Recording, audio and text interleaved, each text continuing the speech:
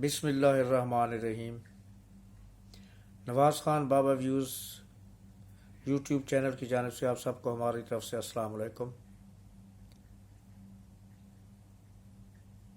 मुझे उम्मीद है कि आप सब लोग अपने फैमिलीज़, अपने दोस्त अहबाब, अपने अज़ीज़ व अक़ारिब, अपने बाल बच्चों के साथ जहाँ पर भी हैं बख़ैर व आफ़ियत होंगे और खुश व खुर्रम होंगे। हमारी अल्लाह ताला से दुआ है कि वो आपकी ये खुशियाँ तादेर सलामत रखे और उनमें मज़ीद इजाफ़ा फरमाए, आमीन। वीडियो में आगे बढ़ने से पहले आपसे रिक्वेस्ट है कि आप हमारा चैनल सब्सक्राइब करें, लाइक करें, शेयर करें, ताकि आप तक हमारी हर वीडियो वक्त पर पहुंचती रहे और आप हालात हाज़ा से वाक़फ़ियत हासिल कर सकें और बाखबर रहें। शुक्रिया। पाकिस्तान में आजकल हालात रोज़ाना की बुनियाद पर, बल्कि आप यूँ कह सकते हैं कि घंटों की बुनियाद पर इतनी तेज़ी से चेंज हो रही हैं, चीज़ें इतनी तेज़ी से चेंज हो रही हैं कि सुबह अगर हम किसी चीज़ के बारे में सोचते हैं कि शाम को इस पर वीलॉग करेंगे, तो शाम को उससे ज़्यादा अहम कोई और मौजू आ जाता है और हमें पहले वाला मौजू तर्क करना पड़ता है और नए मौजू को लेना पड़ता है। इसलिए कि 9 मई का जो वाक़या हुआ है उसकी गर्द अभी तक नहीं थमी, और बहरहाल ये वाक़या जो सानिया है ही इतना सीरियस, इतना संजीदा, इतना शदीद किस्म का कि ये अब पाकिस्तान की तारीख़ में ब्लैक वर्ड्स के साथ लिखा जाएगा। एक होते हैं तारीख़ में सुनहरे अल्फाज और एक होते हैं तारीख़ में स्याह अल्फाज। तो ये पाकिस्तान की तारीख़ में स्याह अल्फाज के साथ लिखा जाएगा और अब इसको पाकिस्तान की तारीख़ से मिटाना मुश्किल ही नहीं बल्कि नामुमकिन है। आज के मौजू के लिए मैंने सबसे पहला जो इंतखाब किया है वो है खदीजा शाह की कौंसलर रसाई। अमेरिकन महकमा खारजा ने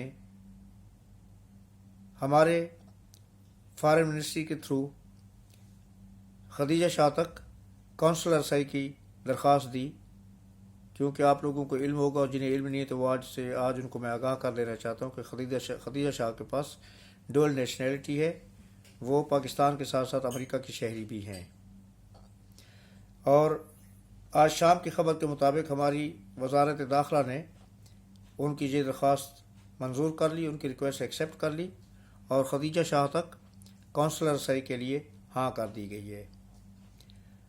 कौंसलर रसाई क्या होती है? कौंसलर रसाई का ये मकसद होता है कि अगर किसी मुल्क का शहरी किसी दूसरे मुल्क में अरेस्ट कर लिया जाता है किसी भी जुर्म की बिना पर, तो वहाँ तक उनकी एम्बेसी के लोग आके उससे मिलते हैं, उसको असिस्ट करते हैं किसी भी मामले में, और उनके साथ साथ ये भी देखते हैं कि उनके शहरी के साथ वहाँ पर क्या सलूक किया गया या क्या सलूक किया जा रहा है। इस कौंसलर रसाई के बारे में आप सोच सकते हैं, समझ सकते हैं कि जब अमेरिका जैसे मुल्क के शहरी की कौंसलर रसाई अमेरिका ने मांगी है तो इसका मतलब ये है कि उसके बाद हमारे जैसा मुल्क उस शहरी के ख़िलाफ़ कोई बड़ी कार्रवाई नहीं कर सकेगा। अगर नहीं कर सकेगा को आप अगर एक तरफ रख दें तो उसके ख़िलाफ़ कोई संजीदा या सीरियस किस्म की कार्रवाई और उसका आउटपुट होना मुश्किल ज़रूर हो जाएगा। और एक और जो मुसद्दिका तो नहीं कह सकते, गैर मुसद्दिका इत्तला है जो हमारे सोर्सेस से हम तक पहुंची है कि इमरान खान आर्मी चीफ हाफिज जनरल आसिम मुनीर ने ये फैसला किया है कि पीटीआई की वो तमाम ख़वातीन खदीजा शाह से लेकर नीचे आते आते कितने नाम आते हैं और आखिर पर उनकी वो जो बुरी लीडर है डॉक्टर जास्मीन राशिद, इन तमाम ख़वातीन को जो इस हमले में बिलवास्ता या बिला वास्ता मुलव्विस थीं ان کے کیسز ملٹری کورٹس میں نہیں چلائے جائیں گے بلکہ ان کے کیسز سول عدالت میں چلیں گے۔ ان پر یہ مہربانی کیوں؟ عاصم منیر صاحب نے یہ بات اپنے فارمیشن کمانڈر کی جو کانفرنس ہے اس میں کی اور تمام کمانڈر نے اس کی تائید کی۔ انہوں نے اس بات سے اتفاق کیا۔ ہمارا سوشل سیٹ اپ دیکھتے ہوئے، ہمارے حالات دیکھتے ہوئے کہ خواتین کے ساتھ جو ہے نا اگر اس طرح کی کوئی کارروائی ہوتی ہے، کیونکہ ملٹری کورس میں کم از کم سزا اگر کسی کو ملے گی تو 14 سال سے کم نہیں ہوگی، تو انہوں نے یہ سوچا، یہ فیصلہ کیا کہ یہ خواتین تو اپنے لیڈر کے بہکاوے میں آ کر چل پڑیں اور وہاں تک پہنچی جہاں تک ان کو نہیں جانا چاہیے تھا۔ سزا جو ہے نا ان کو دینے کے بجائے مین کلپریٹ کو دی جانی چاہیے، اور وہ مین کلپریٹ کون ہے؟ آپ سب لوگ اس سے آگاہ ہیں۔ مین کلپریٹ پی ٹی اے کا چیئرمین، پنکی پیرنی کا شوہر، قاسم کا ابا۔ اب آپ ان کو جس نام سے پکارنا چاہیں پکار لیں، کیونکہ وہ خود جو ہے نا اپنا قاسم کے ابا کے نام کے طور پر پکارا جانا پسند کر رہے ہیں، میں انہیں پنکی پیرنی کے شوہر کے نام کے طور پر پکارنا پسند کر رہا ہوں۔ اور دوسری طرح یہ ہے کہ ان کی کوئی بہت ہی خطرناک قسم کی آڈیو بھی چیف آف آرمی اسٹاف تک پہنچی ہوئی ہے، جس کی بنا پر یہ فیصلہ کیا گیا ہے کہ ان خواتین کا ٹرائل جو ہے وہ ملٹری کورٹس میں نہ کیا جائے، بلکہ مین کلپریٹ جو ہے جس کے خلاف واضح طور پر ناقابل تردید ثبوت مل چکے ہیں، اسی کو جو ہے نا سخت سے سخت سزا دی جائے گی، اور ان خواتین کو نرمی تو نہیں برتی جائے گی، لیکن ان کے ٹرائل جو ہیں وہ ہماری جو عام دہشت گردی کی عدالتیں ہیں ان میں کیا جائے گا، اور اس میں بہرحال ان کو زیادہ ریلیف ملنے کی توقع ہوتی ہے، آپ کو پتہ ہے۔ اچھی خبر ہے، ہم بھی اس چیز سے اختلاف نہیں کریں گے کہ اور یہ اس سے اتفاق کریں گے کہ جنرل صاحب کا یہ فیصلہ بہت ہی صائم ہے۔ اس کے بعد وہ کہتے ہیں نا کہ آدمی جب کسی زوم میں ہوتا ہے، جب وہ کم ظرف جس کو کہتے ہیں، کم ظرف کا جب پیمانہ بھر جاتا ہے اور اس کا ظرف نہ ہو تو پھر وہ چھلک جاتا ہے، وہ اس کو سنبھال نہیں پاتا۔ تو پنکی پیرنی کے شوہر کے ساتھ بھی یہی ہوا، اس کا ظرف اتنا نہیں تھا کہ اس کو اتنا کچھ عطا کر دیا گیا، کم ظرف تھا، پیمانہ چھلک پڑا، اور اب وہ اس کو سمیٹنے میں لگا ہوا ہے، لیکن اس میں کامیاب نہیں ہو پایا، کیونکہ جب یہ اقتدار میں تھے تو آپ نے ان کا لہجہ دیکھا تھا، آپ نے ان کی اکڑی ہوئی گردن دیکھی تھی، کسی کو خاطر میں نہیں لاتے تھے۔ یہ شخص وہ باتیں کرتا تھا جو کسی بھی ملک کی، دنیا کی سیاسی تاریخ میں کبھی کہیں پر نہیں کی گئی۔ میں پاکستان کی بات نہیں کر رہا، میں پوری دنیا کی بات کر رہا ہوں کہ یہ ایسی باتیں کہیں پر نہیں کی گئی جو اس نے کی ہیں۔ سیاست میں ہمیشہ جھکا جاتا ہے، اور یہ اسی طرح ہوتی ہے جس طرح اگر گیلی ٹہنی جھک جاتی ہے تو وہ قائم رہتی ہے، ٹہنی سوکھ جائے اور وہ جھکے نہیں تو وہ ٹوٹ جاتی ہے۔ تو پنکی پیرنی کے شوہر کے ساتھ یہی ہوا ہے، یہ اپنی انا کے قول میں بند رہے، اپنی انا کی خاطر انہوں نے کسی کی طرف بھی بات چیت تک کے دروازے بند کر دیے اور اپنا ہاتھ آگے بڑھانے سے انکار کر دیا، جس کے نتیجے میں یہ ٹوٹ گیا، جھکا نہیں تو ٹوٹ گیا۔ اس کے بعد بھی اس کے زوم کا یہ عالم تھا کہ یہی کہتا رہا کہ میرے اگر پی ٹی اے کے لیڈر نکل رہے ہیں تو کوئی بات نہیں، میں اکیلا ان سب لوگوں کے لیے کافی ہوں، میں کلا انہاں نال نبل لیا گا۔ تو بھائی ہن کلے نبلو نہ، ذرا پتہ لگے گا کہ کتنا نبل دے تسی انہاں دے نال۔ اب اس کو رات کو سوتے ہوئے خوف محسوس ہوتا ہے۔ میں نے پہلے ایک ویلاگ میں ایک مثال دی تھی کہ جب اس بازار کے کوٹھوں کی رونقیں پوری رات جاری رہتی ہیں اور جس وقت تماشبین چلے جاتے ہیں اور ناچنے گانے والے اپنے کمروں میں چلی جاتی ہیں، تو پھر وہ کوٹھے ایک عجیب بیابان سنسان اندھیری جنگل کی عکاسی کرتے ہیں جس میں جاتے ہوئے خوف محسوس ہوتا ہے، ڈر محسوس ہوتا ہے۔ تو خان صاحب کے ساتھ بھی آج کل وہی حال ہے کہ ان کے زمان پر کی اسی طرح کی وہی حالت ہوئی ہے۔ ان کو اپنے بستر پر لیٹتے ہوئے خوف آتا ہے، اور غالباً رات کو اٹھتے ہوئے وہ رات کو خواب میں بھی ڈرتے ہوں گے اور اٹھ کے بیٹھ جاتے ہوں گے کہ ہائے جی میرے ساتھ کیا ہو گیا، میں نے تو کبھی اس چیز کا تصور بھی نہیں کیا تھا۔ لیکن خان صاحب، آپ کے ساتھ کچھ نہیں ہوا، آپ نے خود اپنے ساتھ کیا ہے، جو کچھ کیا آپ نے خود اپنے ساتھ کیا ہے۔ کیا تھا اگر آپ کے خلاف تحریک عدم اعتماد آ گئی تھی اور آپ کو حکومت سے ہٹا دیا گیا تھا، تو جو روٹین ہے، جو معمول ہے سیاستدانوں کا، آپ بھی اپوزیشن میں بیٹھ جاتے، آپ کے پاس بہت زیادہ تعداد میں سیٹیں تھیں اور آپ ایک مضبوط اپوزیشن کا کردار ادا کرتے، اسمبلی میں بیٹھتے، اپوزیشن کا کردار ادا کرتے، اپوزیشن کے لیڈر کے طور پر حکومت کی بینڈ بجا کے رکھتے، آپ ملک و قوم کی بہتری کے لیے ان کو اچھے کاموں پر مجبور کرتے۔ اور اس کے بعد کیا تھا؟ اکتوبر میں نہیں، نومبر میں الیکشن ہو جاتے، دسمبر میں ہو جاتے، جنوری میں ہو جاتے۔ الیکشن ہوتے تو یقینی طور پر واضح طور پر آپ واضح اکثریت کے ساتھ حکومت میں واپس آ جاتے۔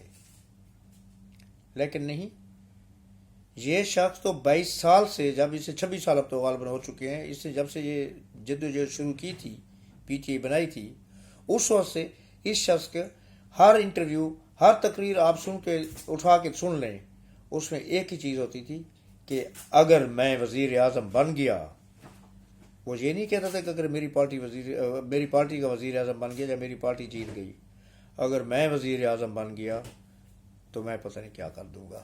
اور انہوں نے واقعی کیا کر دیا۔ یہ وہ شخص ہے جو امریکہ کو امریکہ سے بہتر جانتا ہے، ویسٹرن کنٹریز کو ویسٹرن کنٹریز سے بہتر جانتا ہے، یورپ کو یورپین سے بہتر جانتا ہے، پاکستان کو پاکستانیوں سے بہتر نہیں جان سکا۔ جب بھی اس سے کوئی بات ہوتی تھی وہ یہ کہہ رہے تھے میں ان لوگوں کو آپ سب لوگوں سے زیادہ بہتر جانتا ہوں، میں امریکہ کو امریکیوں سے زیادہ بہتر جانتا ہوں، برطانیہ کو برٹش سے زیادہ جانتا ہوں، یورپ کو یورپین سے زیادہ بہتر جانتا ہوں۔ آج وہ جاننے کی کنجی کہاں چلی گئی؟ آپ اپنے ملک کے عوام کو نہیں جان سکے، آپ اپنے ملک کے لوگوں کا مزاج نہیں سمجھ سکے۔ اب وہ جو آڈیو ہے وہ سنا ہے، بہت خطرناک قسم کی ہے، اور اس میں ان کے لیے بچنے کی کوئی گنجائش نہیں ہے، جس کا میں ذکر کر رہا تھا۔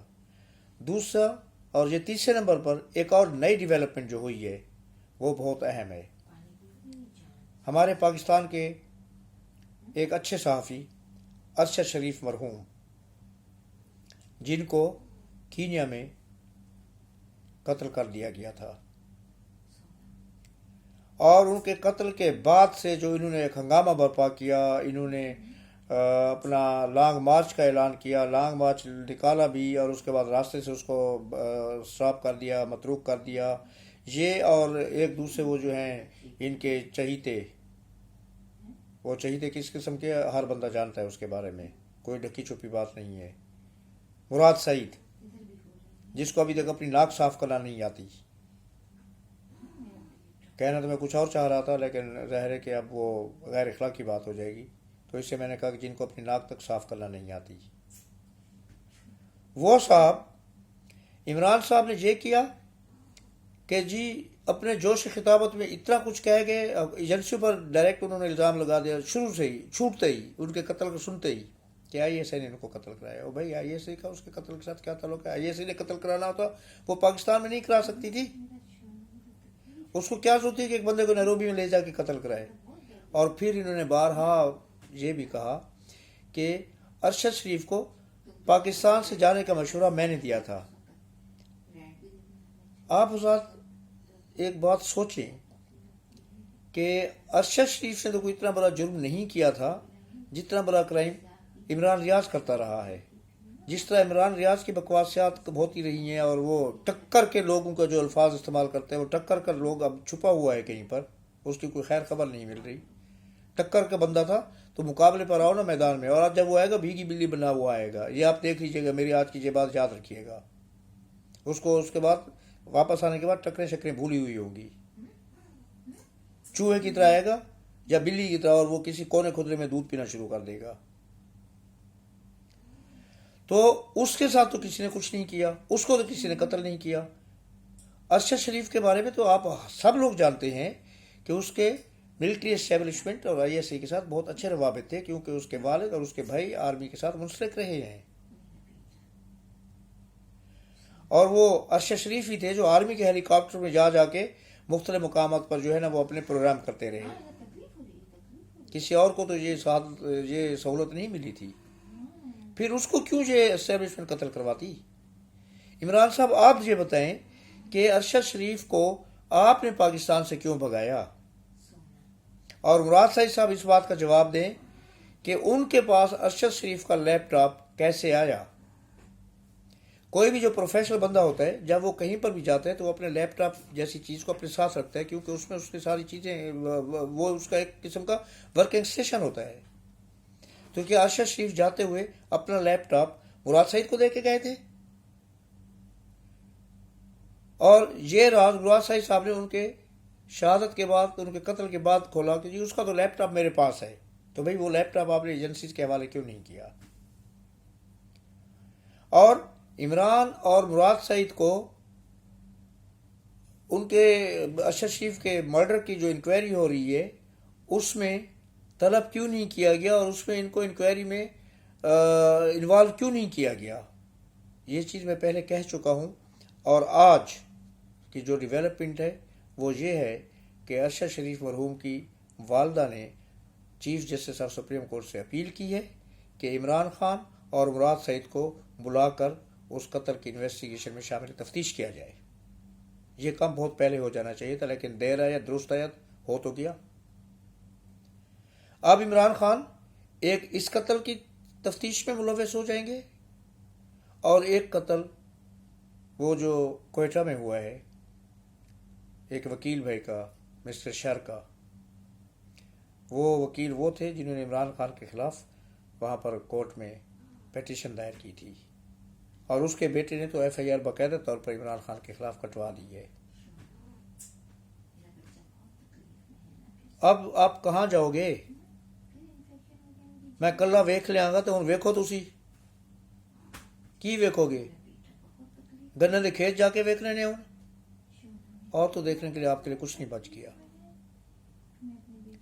اب دیکھنے کو کچھ نہیں بچ گیا، اب آپ کے ساتھ کرنے کو بچ گیا ہے، جس کا وقت بھی بہت قریب آ گیا ہے۔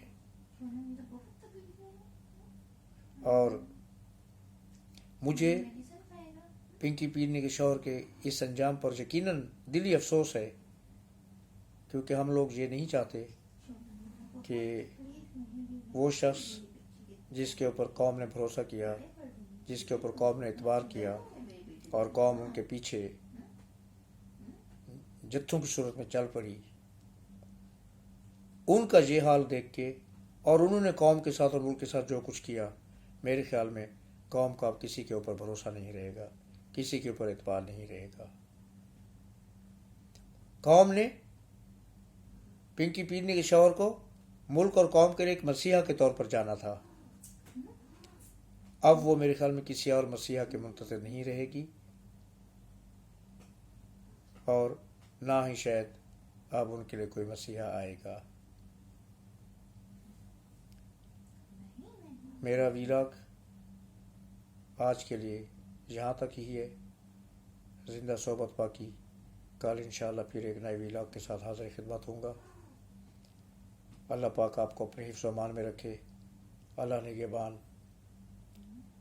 اللہ حافظ، السلام علیکم اور شکریہ۔